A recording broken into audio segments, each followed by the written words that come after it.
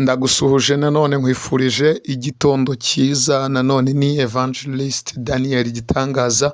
Uyu munsi ngiye kukubwira ibintu bibiri bizagufasha kumva yuko uko wari uri kera atari kuzaba ubuzima bw'ahazaza. Ni ibintu bibiri ndibuze kukubwira, ariko si bibiri gusa, ariko uyu munsi turavuga ibintu bibiri. Nkurarikiye kumva ikintu cya kabiri, kuko ikintu cya kabiri kirahambaye.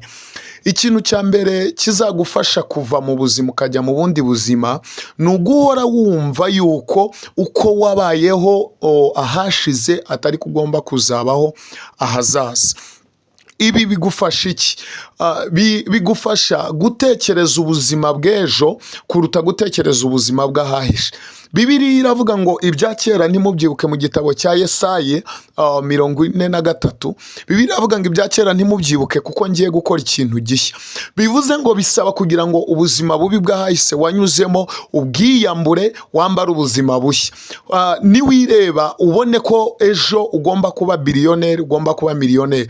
Niba ureba ino shusho cyangwa ino foto iri muri screen yawe, urebe uwo mwana arimo arireba mu buzima arimo uyu munsi, ariko yareba muri miruwari akabona ubuzima azaba mejo. Bivuze ngo niki cyatumye ishusho iza imeze kuriya muri screen cyangwa muri iriya miruwari? Bivuze ngo muri miruwari yamaze gushiramo ishusho y'ahazaza, yiyambura ishusho y'ahahise. Gerageza wiyambure ishusho y'ahazaza, wambare ishusho y'uyu munsi, wambare ishusho y'ejo, uboneke ejo niba warishwe n'inzara ejo utazicwa n'inzara, niba warabayeho mu buzima bubi utazongera kububamo. Kuri iki ndagira ngo uze kwandika comment yawe munsi, niba wacyumvishe neza uze kubazaho ikibazo, ubutaha tuzagisubiza.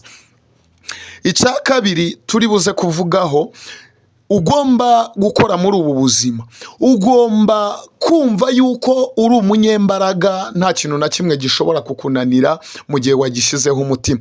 Bibiliya iravuga ngo umurimo wose ukoze werekejeho amaboko ukubera mwiza. Gerageza mu byo ukora byose wumve yuko uri umunyembaraga, ikintu cyose wakigerageza kigashoboka. Kabiri, wikuremo kuba umunebwe, wowe kumva yuko ibintu bidashoboka. Ibintu birashoboka, kandi Bibiliya nanone iravuga ngo ariko bishobokera uwizera akihanganira ibimugerageza. Uzanyura mu bibazo, uzanyura mu bigeragezo, ariko ibyo ngibyo ntibizatume ucika intege, ntibizatume ucika imbaraga, kubera ko ubuzima bw'ahazaza bufite agaciro kuruta ubuzima bwahise, kubera ko ahazaza haragutegereje ariko ahahise haratambutse. Ngayo nguko rero, ibyo ni ibintu bibiri ugomba kugenderaho kugira ngo wumve yuko uri special person, wumve ko uri umuntu udasanzwe.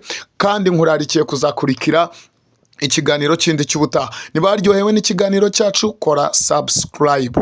I love you.